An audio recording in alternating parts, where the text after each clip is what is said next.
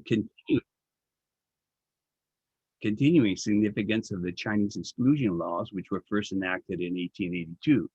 Together with our sister agency, the newly established Chinese American Museum in Washington, D.C., and with support from the Chinese American Citizens Alliance and OCA Asian American Advocates and others, we carry out a program in 3 initiatives: gathering oral histories and preserving story sites, developing curriculum and lesson plans, and building collaborations and best practices among Asian Pacific Islander American museums, APIA museums and historical societies. I want to give a special shout out to corporate sponsors Panda Express and Dominion Energy for supporting our Top Stories and Timeless Echoes presentations. This presentation is one of several collaborative events we have had with Dr. Zola and the American Jewish Archives at the Hebrew Union College. I was so delighted, Gary, for you suggesting that we should have a presentation together in view of the fact that May is both Jewish American Heritage Month and APIA Heritage Month, and to suggest that we invite Helen Kim and Noah Leavitt to talk about their book, JewAsian. I think the topic could not have been timelier. The recent alarming rise in anti-Semitism and the anti-Asian violence strongly calls for us to remind ourselves and everyone around us, especially those who want to harm us, that racist violence in any form must be immediately condemned. In America, we can debate policy without being racist, and that we must continuously engage in educational events such as this one to remind us that there's more that binds us than separates us, literally.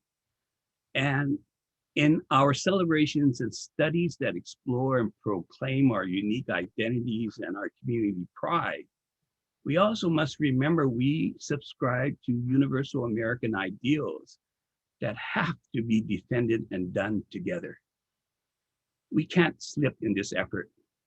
I expect that our future programming in the foundation and with public educators from all communities and tribes will have more events such as this one that highlight the spaces in history where our communities intersect. Occasionally disruptively, but overall the curve of the story arc, to borrow from Martin Luther King's imagery, has been for the better toward justice. So I thank you the opportunity to say these few words.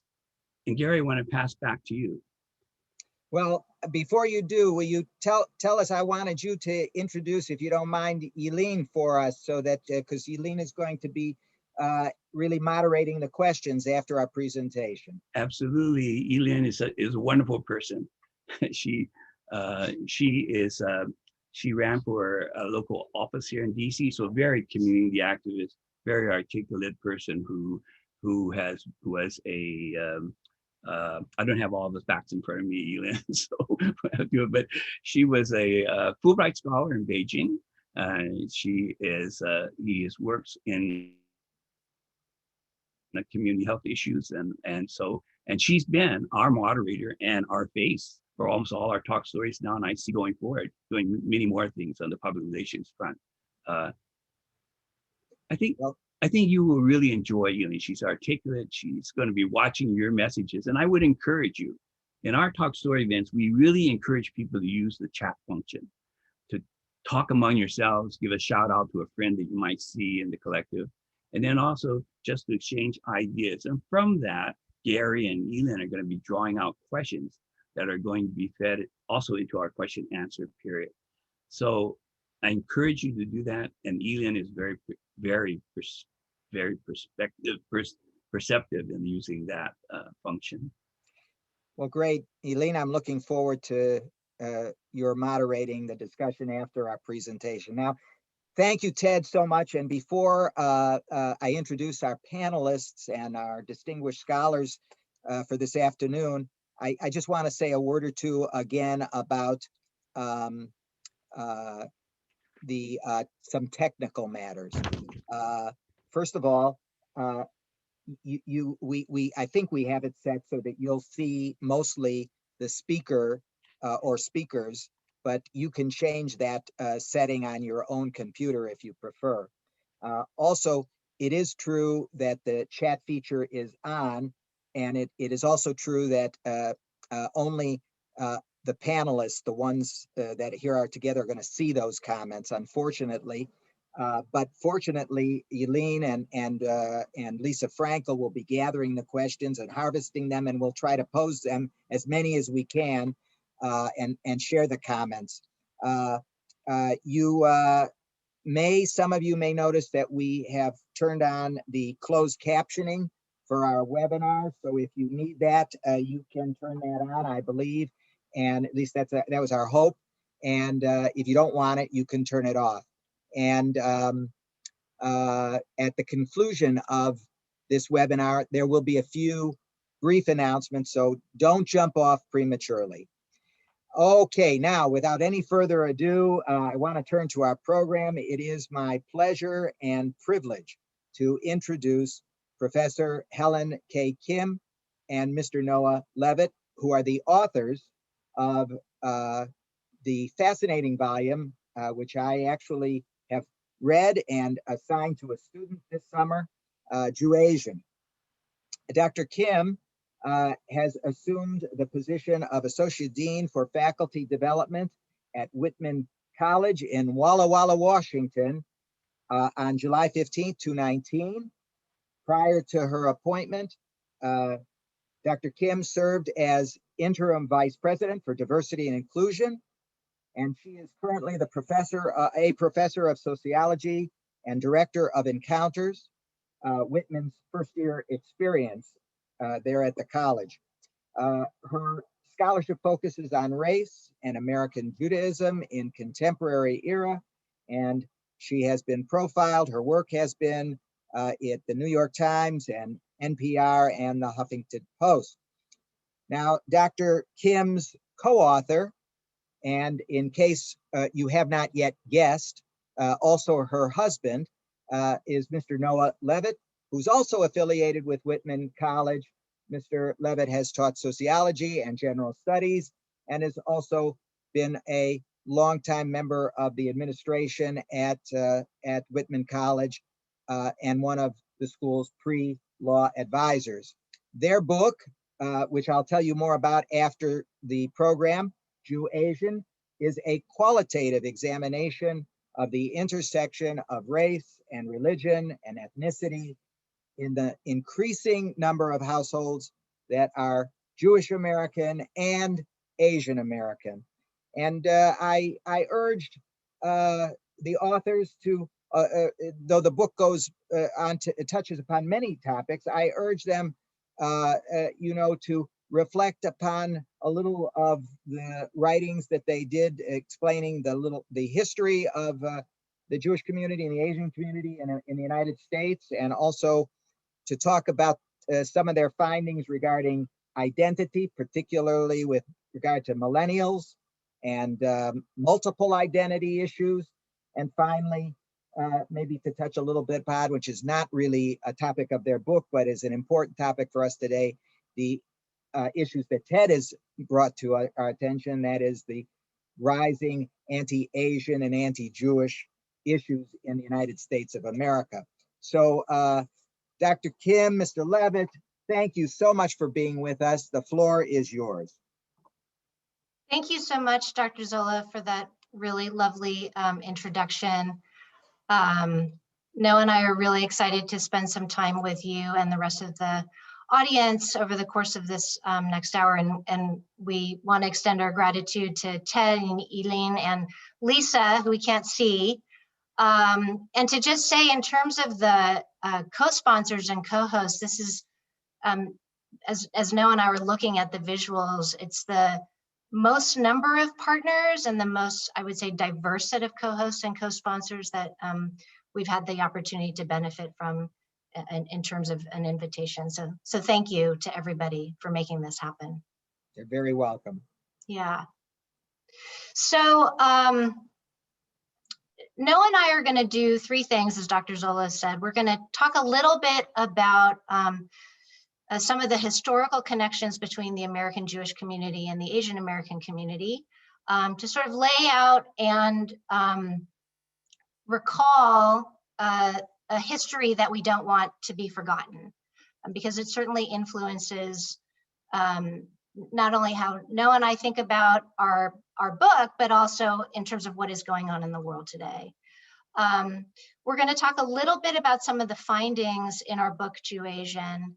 And then Noah and I are going to end with some of our reflections on what is going on in the United States and around the world with regards to anti-Asian violence and racism, as well as anti-Semitism, to sort of come full circle and try to make the history come alive. And we'll also end with what I would hope would be some hopeful remarks as well. So for those of you who may think that the history between the American Jewish community and the Asian American community might be going down a path where we would be talking about the connections that Jews have on Christmas to going to Chinese restaurants, or being in the Lower East Side where they could go to Chinese restaurants and eat safe trafe. We'll save that body of literature and discussion for another time. That is not the direction that we are going in.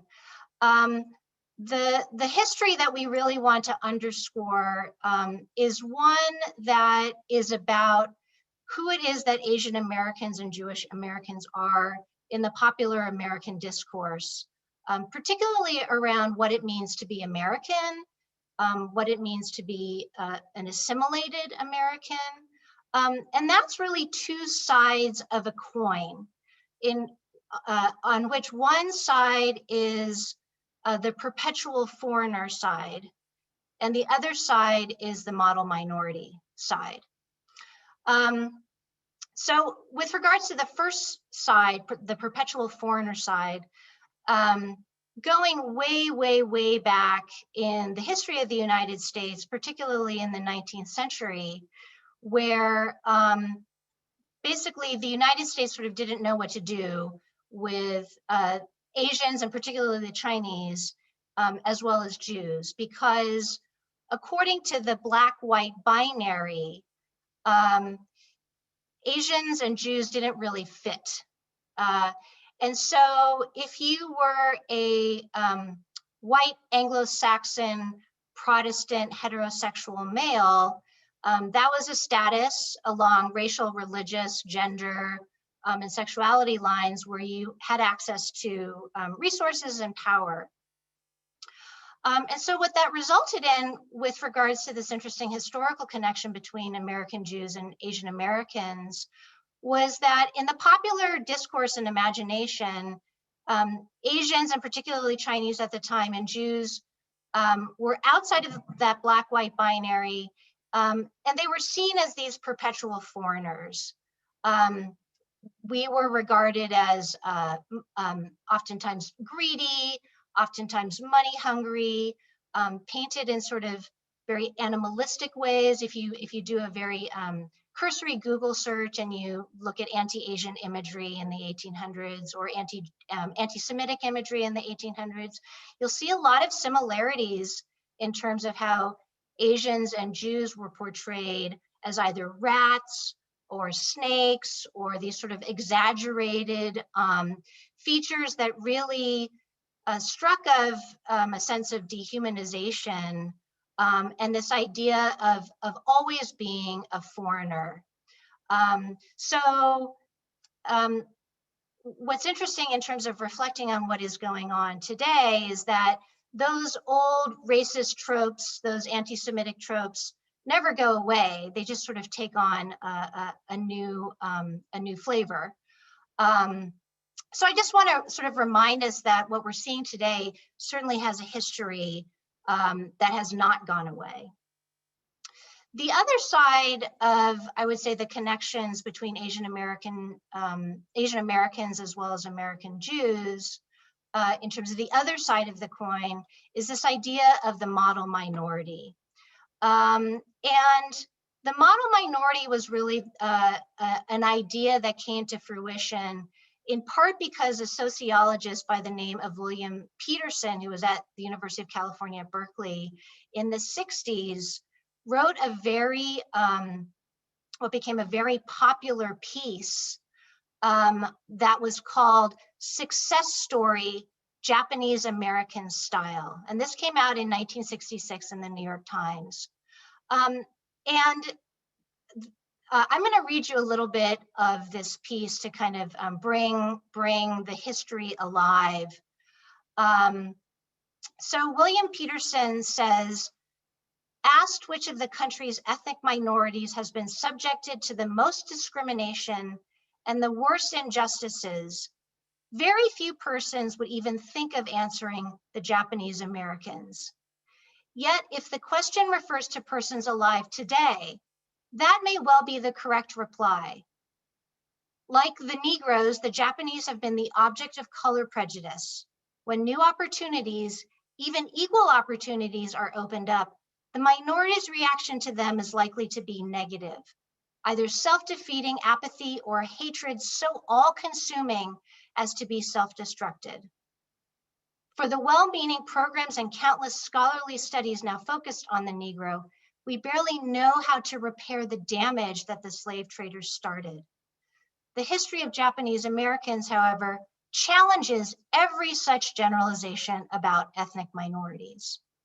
So this piece goes on to talk about Japanese Americans who had experienced internment in World War II, but nonetheless, they were a racial minority that was able to pull themselves up by their bootstraps, go on and matriculate at Ivy League institutions, came from stable households that emphasized socioeconomic advancement, all of the sort of, I think, what are commonplace understandings attached to what expanded to be a conceptualization of Asian Americans as the model minority. And those were actually descriptors that were used to talk about Jews as well. Jews, in some articles and popular writings, Asian Americans are actually positioned as the new Jews. And what the power of that discourse is to say that there's got to be something about who it is that Jews are, either intrinsically or in terms of their culture. There's something about us as a people that we can look to explain why it is that we matriculate at sort of rates of success unheard of amongst any other racial or ethnic minority group. So I think the point that I'd like to emphasize is that these have become ways of thinking about Asian Americans and Jewish Americans, not only in terms of the connections that the two of us have, but the role that Asian Americans and Jewish Americans play as wedges that allow United States society to sort of turn a blind eye to the seriousness and the depth of institutional racism, such that you know, if I'm able and no one is able to kind of pull ourselves up by our bootstraps, then what's going on with Black and brown people today such that they can't do the same thing? So this sort of shared model minority status, I think, is a really important other side of the coin, where the perpetual foreigner is still part of the same coin. And that is still the social and historical context that we live in today. Before I turn it over to Noah, I just want to say that what Noah and I are going to talk about in terms of the findings of our book are hopefully different ways of imagining the connections between Asian Americans and Jews, but largely in the context of sort of lived experiences with regards to love and marriage and raising a family and the experiences of adult kids. So Noah, I'm going to hand it off to you. All right. Thanks, Helen. Yeah. Thank you, Dr. Zola and Yilin and Ted and everybody else who has brought us to this moment. I am so grateful also for the invitation I just want to note that to the point that was made about how this may be the first chance to really have learning and value and benefit from the overlapping heritage months. In the Jewish tradition, there's a blessing that you say when you get to do something for the first time or the first time in a very long time, the Shehakianu. And so in my mind, I'm sort of saying the Shehakianu for the chance to really think about the connections and the interactions, the similarities, the differences, and the overlap. And also I think, Ted, that was really great to point out the alliances and the creative opportunities available when you do think about how people can connect intentional in different ways. So it's great to be able to be a part of that whole bringing together. I'm going to try to maybe say a few things about a book that Helen and I worked on for about 7 years and condense down the highlights over the next couple minutes and just give you a flavor for the ways that our curiosity about having strands of the two different traditions and cultures that Helen just described come together in a household, kind of what's involved in that. So Helen and I met in 1997 when we were in a social science graduate program at the University of Chicago. And from soon after we first met, we started sort of joking, sort of not joking about what does it mean for our relationship to be able to thrive, given that there were so many differences or what seemed like differences that we were bringing into our bond. And that was always intriguing to us. And since we were in a social science program, it kind of seemed like, oh, well, we should look and see what there is about this.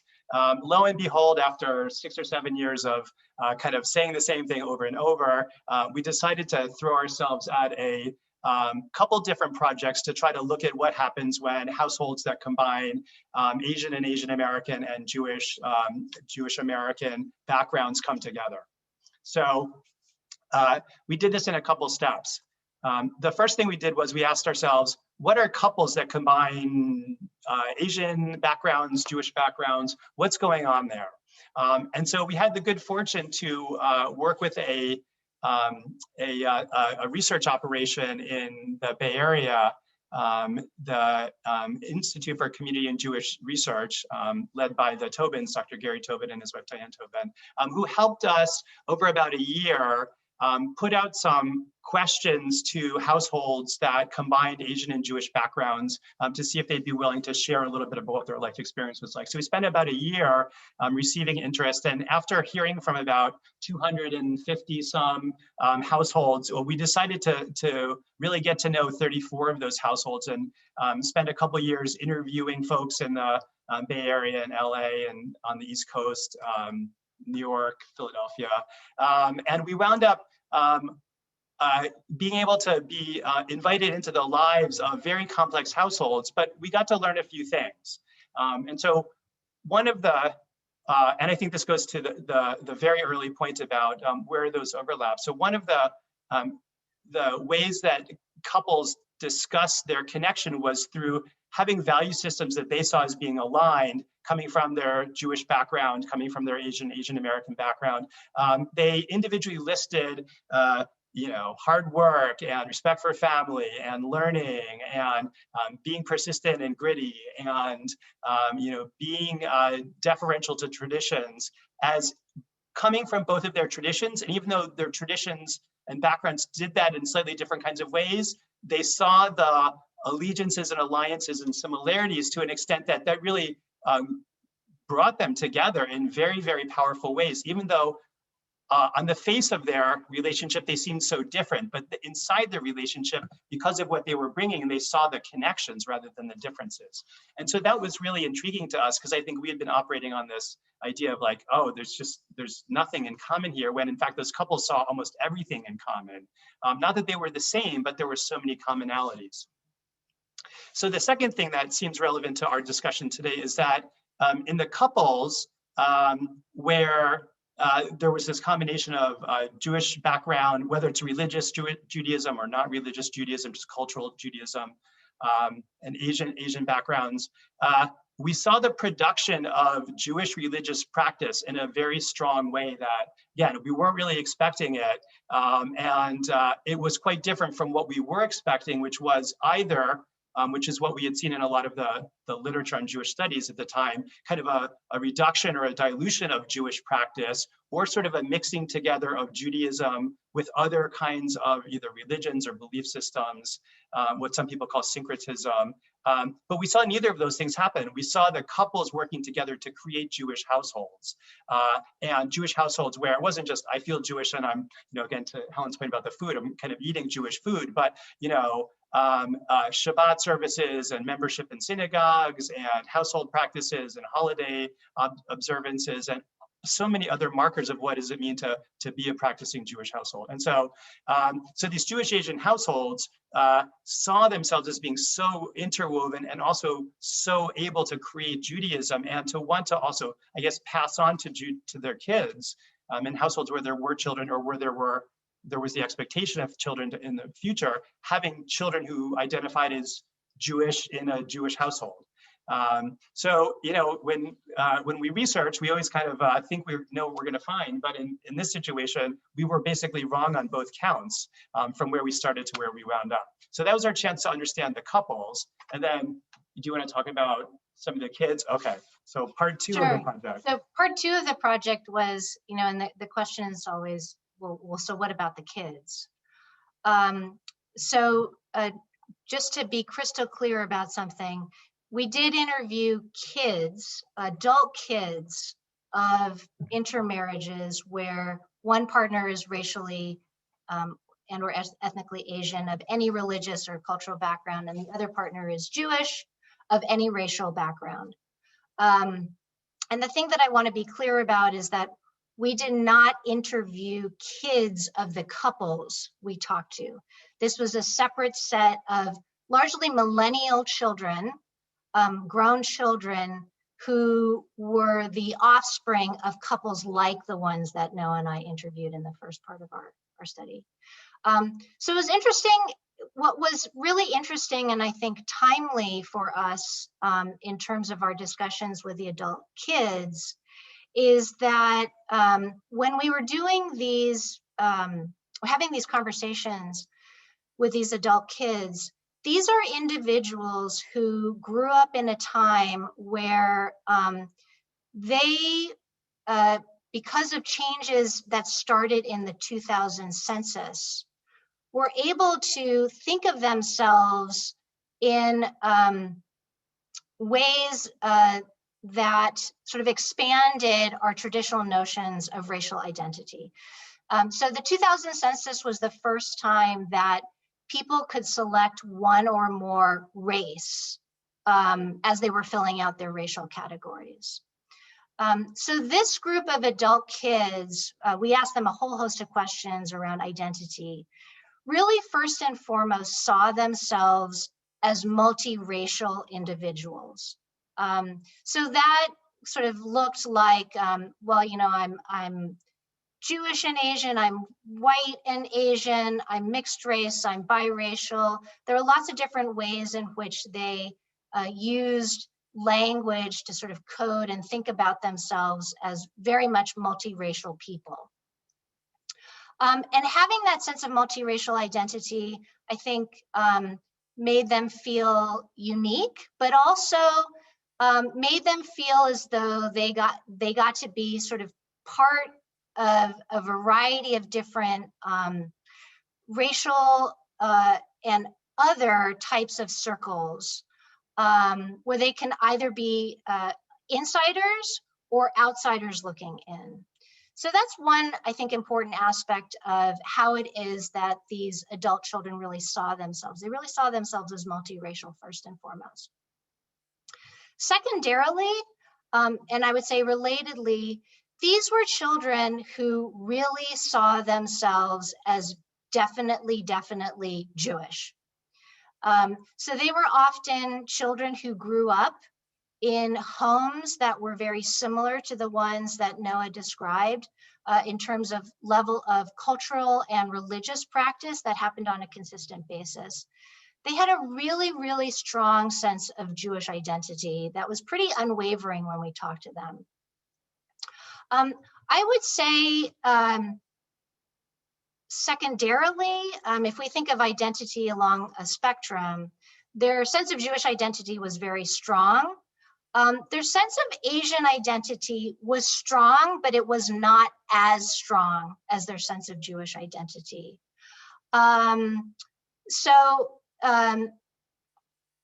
Adult children often talked about how going to synagogue or going to Hebrew school, being immersed in a Jewish community, sometimes took precedence over one's daily life over the course of say a week or a year, than doing things that were more grounded in Asian identity or Asian cultural practice.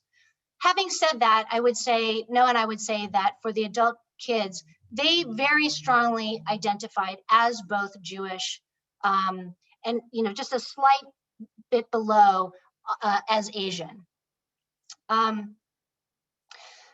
With regards to feeling that they were Jewish, one of the really interesting things that I think is really important to bring out is even though they had this very strong sense of identity, they talked about multiple instances because of what it is that they look like and how they racially coded to others, where they got this sort of funny, you don't look Jewish. How is it that you could possibly be Jewish? Oh, you're not completely Jewish, you're only half Jewish. Both inside and outside of Jewish spaces. And I just want to read you a quote from one of our interviewees that sort of illustrates this. One of our female interviewees kind of recounted sort of what she saw as a typical encounter. And she said this: a lot of people think I'm Mexican when they first meet me. Most people just assume that I'm not Jewish, and they can tell right off that bat that I'm somewhat Asian or something ethnic. So they're always shocked when they find out I'm Jewish, which to me feels really weird because I feel so much stronger about my Jewish identity than my Asian identity. So that's always kind of a weird balance. So I think as I reflect on this interviewee and what it must be like to sort of experience consistent and repeated sort of challenges to her identity, which was pretty common across the board for the adult kids that we interviewed.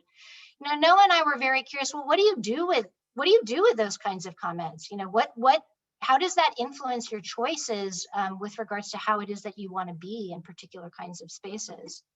And I would say, to our surprise, one of the things that we heard as a commonality was these kinds of experiences didn't result in people shying away from their identities or downplaying particularly their Jewish identity.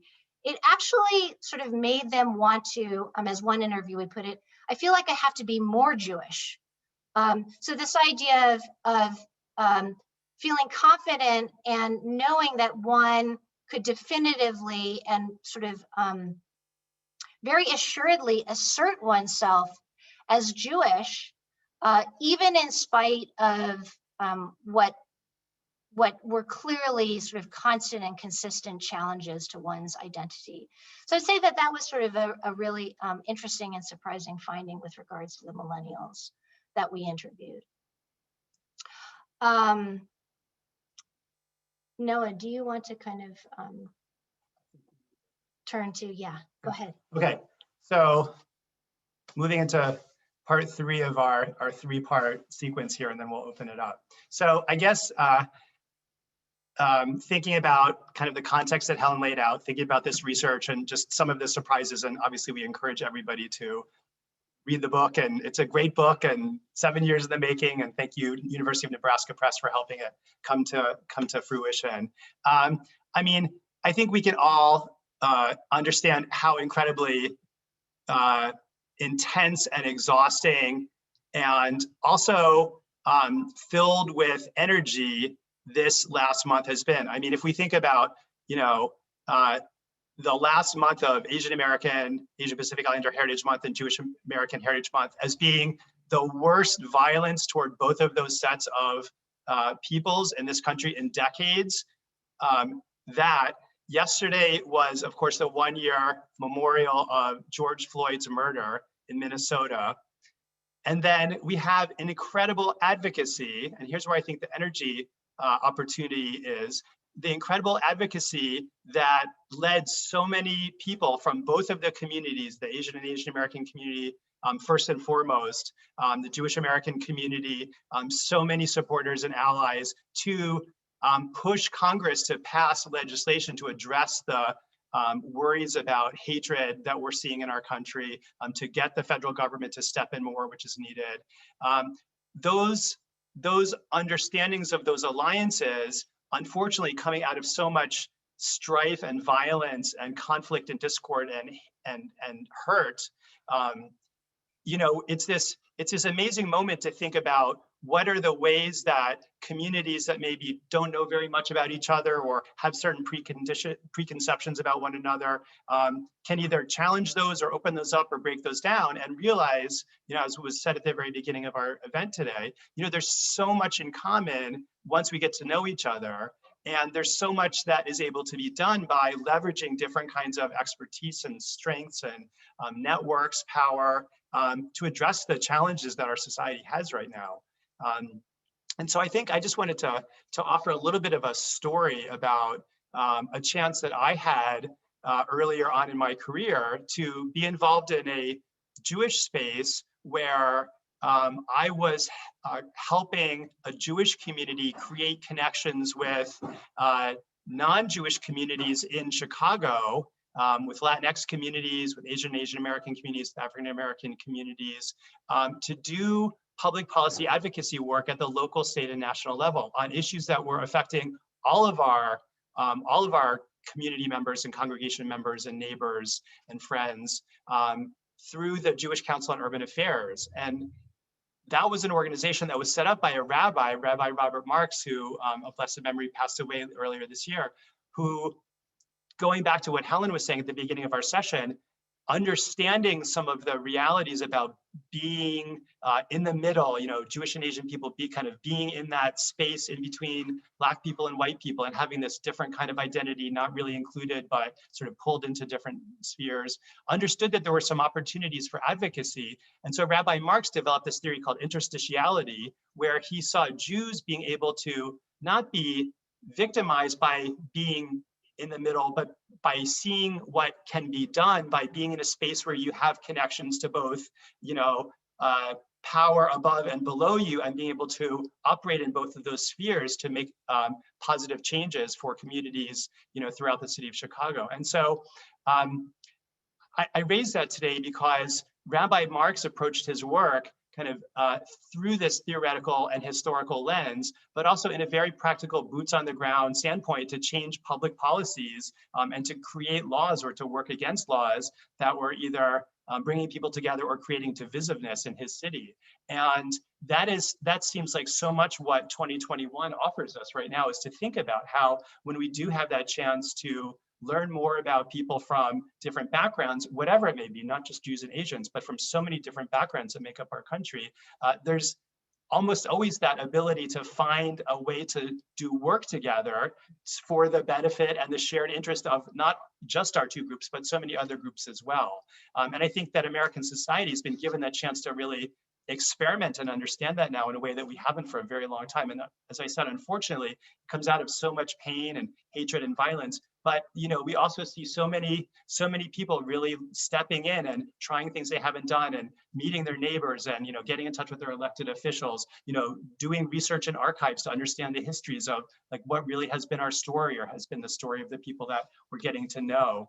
And I think, you know, what's so great is like Dr. Zola, you and Ted, you have such a great friendship, and that friendship gives you the chance to put projects like this together that then create the chance for so many other people to learn to understand folks they may not have known, and then to work with them on issues of common good, which then reinforces the friendship, which then of course makes it nicer to do the next project together in that virtuous circle. So I think, you know, what you're doing today is just such a great example of that. And, you know, fortunately we had the chance to look at when households do this inside the household. One of the things that we saw was that the millennial Jew-Asian kids really do see the chance to be involved in so many settings of social activity and political activity because they see themselves as being mixed and interracial and fluid in lots of different circles. And they're therefore able to contribute to bringing groups together that might otherwise just remain kind of siloed or in their own small part of the culture. So we just wanted to really get to that today. It seems hard not to have an event like this without really addressing, yes, I mean, these are painful times, but the opportunities are different and promising in a way that we have not seen for a long time. Thank you so much, the both of you. We really have populated a lot of questions, and people are still asking in the question and answer. So I don't know, Lisa, if we're able to preserve some of those, because maybe Dr. Kim and Mr. Leavitt will be able to answer those later. But I know, Yilin, that you have been watching the chat, and I'm going to pass this on to you now, and let we have maybe 10 or 15 minutes to have some conversation. So let's go for it. Sounds great. Well, first of all, thank you, Dr. Kim and Mr. Leavitt, for this insightful presentation. And I want to echo what some of our audience members are saying, in that they're just appreciative that you have done this research. I think I was watching another interview you guys had done, and there's really just not enough research still in this area. And so one of our audience members, going back to what Dr. Kim was saying about the children of blended families and the multifaceted identities that they have in modern day, one of our audience members is a child of a blended family, specifically ethnically Chinese and also Ashkenazi Jew. And I want to read a quote that he wrote that I thought said it very well. That your research has shown Asian Jews are incredibly diverse, including also, for example, transracial adoptees and converts who have various experiences with being welcomed and or facing exclusionary microaggressions. So the question is, how can the Jewish community be better in educating itself about the diversity of Jews of color, including them, and allowing them to show up as their authentic selves?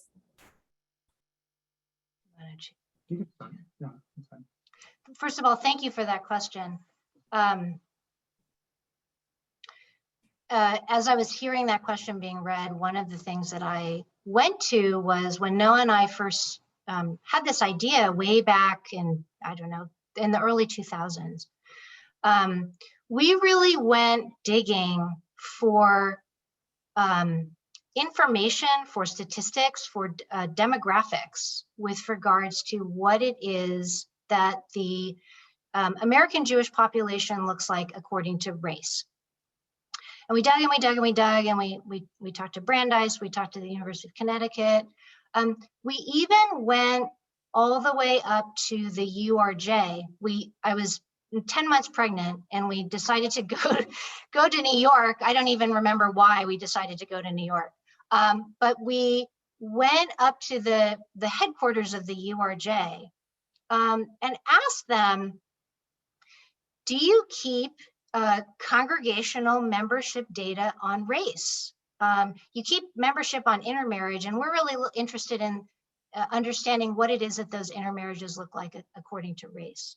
And we met with a sort of somebody on the way up the totem pole who said, no, we don't keep data on race. And I'll never forget this conversation. He sort of paused and he said, and we probably don't keep data on race because if we do, it would mean that we would need to acknowledge that racism in the American Jewish community exists. So I remember Noah both of us were just blown away by that statement, because that's exactly what we thought. And he was just sort of laying it out. And so I think back to the question at hand, I think the first step is actually acknowledging it. And not only in terms of who it is that we are with regards to the racial diversity in our midst, but the problems and the opportunities that then accompany what it means to recognize somebody like me as a member of the American Jewish community, and also to recognize the totality of my experiences, some of which have been incredibly welcoming, and some of which have been incredibly exclusionary. So I would say that the first step is to actually acknowledge it, and to not deny that it exists, but to actually accept that it does, as the first step. Did you want to add anything? I think that's great. No, that's good. Absolutely. Thank you for answering that. So we've gotten a lot of questions related to the demographics of the research, who you interviewed, the couples, and so I'm going to try to make it into one big question. Is, could you first of all elaborate on the couples that you interviewed? Were they mostly males who are Jewish and then females who are Asian American? Explain a little bit about that. And were there any adoptees, families with adoptees that you had interviewed? So just in general, talk a little bit more about the demographics. Sure. So for the couples, just going back to the project of putting out for about a year a kind of survey invitation to people from Jewish Asian households as they thought about what their household was, to participate. And we made some decisions in order to try to develop the widest set of Jewish Asian households that we possibly could. We made some intentional decisions to have a variation in kind of age of the members of the couple, whether they were heterosexual or homosexual, which member of the couple, if not both, was Jewish. So we definitely had couples where both of the members of the couple were Jewish, either by conversion or by birth, and one of them also was Asian or Asian American. So just to really be clear about that, there were a number of two Jewish identifying Jewish Asian members of the household.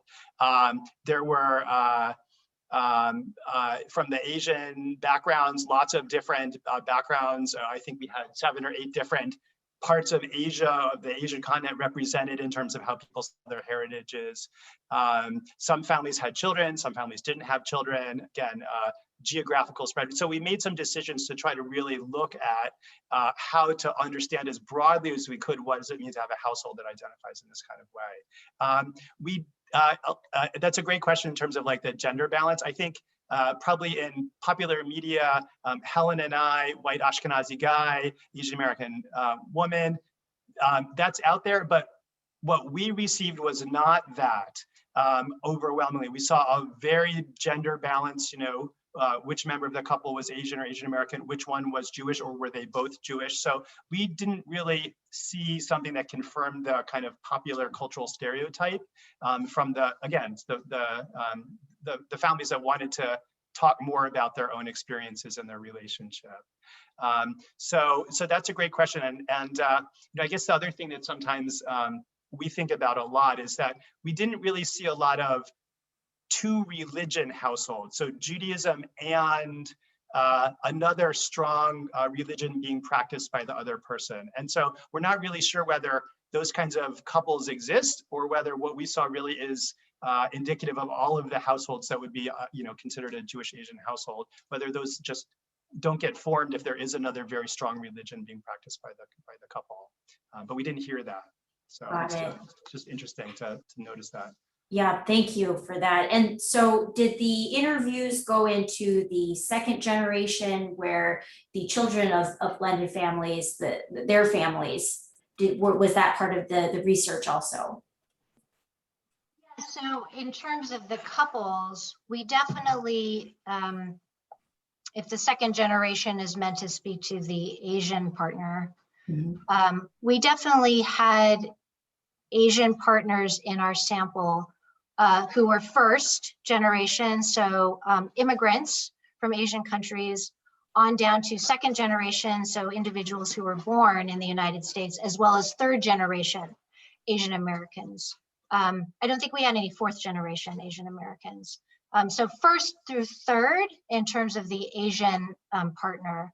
And then with the kids, the adult kids, if we think about their Asian identifying parent, there were some adult kids where their Asian identifying parent was an immigrant. Got it. So the second generation was definitely covered in both of those samples. Great. Thank you for answering that. And so I've also seen a couple of questions related to adoptees. Did you interview families with adopted children, and was there conversation about their identity, the adopted children's identity, and what that looks like? We did not interview families with adoptees. However, for panelists who are interested in learning more about that research, one of actually our very good friends, Jennifer Sartori, who happened to go to college with Noah, she has a multi-year long project where she does look at adoptees from Asian countries who are largely in households with predominantly two Ashkenazi Jewish parents. And we'd be happy to put anybody who's interested in that line of work in touch with Jennifer. Thank you. And so I'm just looking at the clock. I'm going to take one more question. I think this ends on a more active note, since we've been talking about identity and what's happening in the world and what we can as a community and communities really do together. So we have one audience member who asks, is there a way to bring our organizations together for advocacy and to stand by to speak out with one voice when hate is manifesting against another community? What can we do? Should we lobby together to Congress to move forward legislation? What can we do to advocate? Yeah, so in our household, it's always Jewish American Heritage Month and always Asian Pacific Islander Heritage Month. And one of the things that I think about in terms of the connections and historically is Vincent Chen. So for those of you who are not familiar with Vincent Chen was a Chinese American draftsman living in Detroit. In the 80s when the US auto industry was under attack by the Japanese. And we were in the midst of a recession. And Vincent Chen was at a bar the night before his wedding, basically having a bachelor party at a bar. And two basically white ethnics from Detroit thought that Vincent was Japanese because of what it is that he looked like. And proceeded to basically chase him and murder him with a baseball bat. These two individuals were tried in Wayne County Court, and they got off with a fine and probation time. And that ruling, that judgment from the judge, that verdict, as well as punishment from the judge, really sparked a massive outcry and really galvanized what at the time were disparate Asian ethnic communities to become one. And additionally, it really was such an important historical moment in terms of the Asian American community working with synagogues, working with the African-American population to do exactly what you were talking about, Yilin, in terms of cross-coalition building, to push for reforms for legislation such that the second trial that took place was one in which this went to the level of civil procedure. It was the first time that a case involving an Asian American was tried under civil rights legislation invoking hate crimes. So all of that is to say, I think we don't need to look so far back in our history to point to examples like Vincent Chen, to think about the work that has been done and continues to be possible to bridge our communities and have us come together to push for change. Well, thank you so much, Dr. Kim, Mr. Leavitt, for your time and speaking on all of these important topics. And also thank you to our audience members for submitting all of your comments and questions that we tried to get to as many as we can, but really appreciate the engagement. And on that note, I want to pass it to Dr. Zola for closing remarks. Yilin, thank you so much. My goodness, you did a terrific job. And I'd love to do more webinars together just so you could moderate the questions. You did such a great job. Thank you very much, Yilin, really, I'm so grateful to you. And before we conclude today, friends, I do want to once again, on all of our behalf, thank Dr. Kim, Mr. Leavitt, for being with us and for really helping us today with this very illuminating and interesting summary of some of their research. Really, we appreciate both of you and we appreciate your work. Lisa Frankel, who is my collaborator and partner at the American Jewish Archives, I'm hoping, Lisa, that we can capture some of the questions and comments that we couldn't get to, because I saw people asking all sorts of interesting questions about how the two communities could work together and different circumstances, people wanting to know how they can be in touch who are from the cohort of Jewish and Asian individuals and how they can communicate with one another. So we're going to try to do that, friends.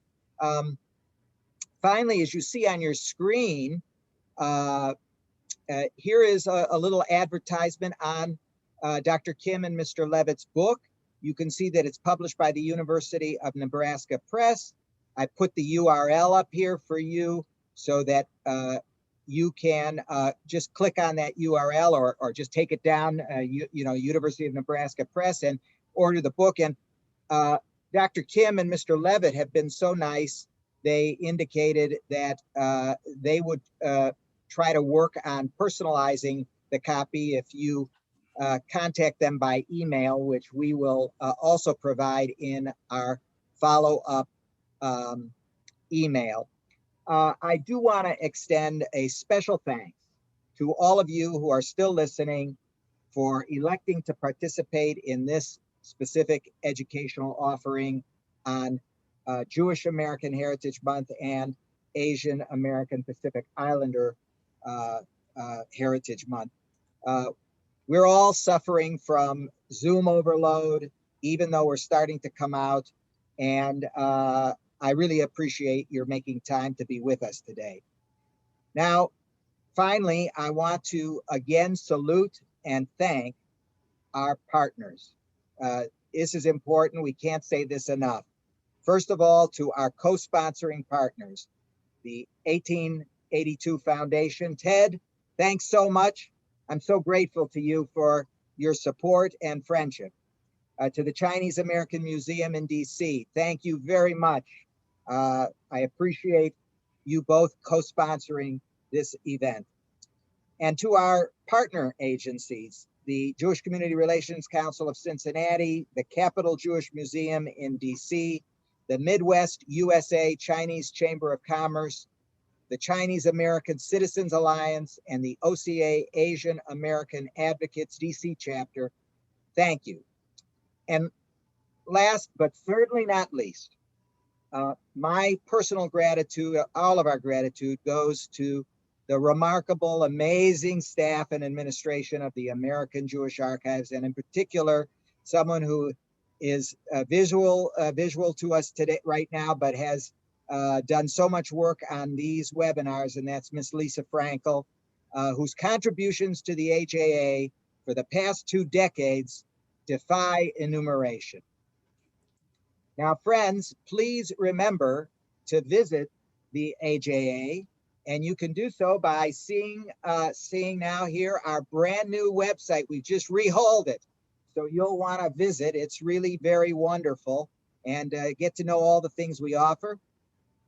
You will find a recording of today's webinar on our website and also on Hebrew Union College's special online learning portal, which is called HUC Connect, which you can find on HUC's website.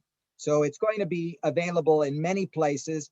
If you want to get to HUC's website for online learning, it's very simple. It's huc.edu online learning. So finally, friends, thank you again. To one and to all, let me say shalom, tsai shin, sayonara, aloha, and goodbye. I hope we have many opportunities in the future to be together again. Thank you so very much. Thank you.